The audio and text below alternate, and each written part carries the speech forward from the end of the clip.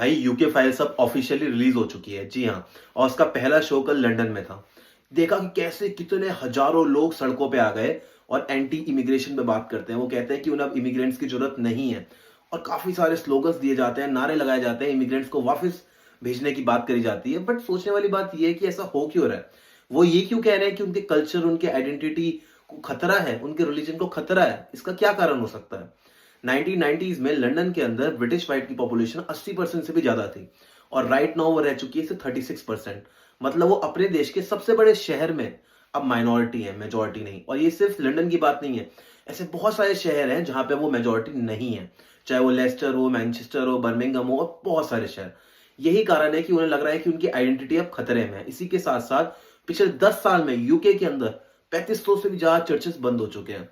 ये सारी चीजें हैं, और साथ ही साथ हेल्थ केयर पे और उनके इंफ्रास्ट्रक्चर में बहुत ज्यादा प्रेशर आ रहा है इलीगल इमिग्रेंट्स की वजह से।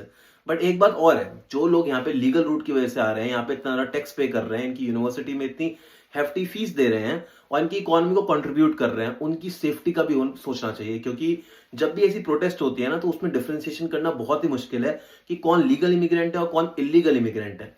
साथ ही साथ अगर यही चीज इंडिया में होती, जो कि इंडिया भी सेम प्रॉब्लम से फेस कर रहा है, बट अगर वहां पे ऐसी कोई आवाज उठाता है, ऐसी प्रोटेस्ट होती है, तो कहा जाता है कि आरएसएस और बीजेपी ने उसको हाईजैक कर लिया है और उन लोगों को अंध बकाया जाता है। आप मुझे बताएं कमेंट में, क्या ये प्रॉब्लम इंडिया में भी है।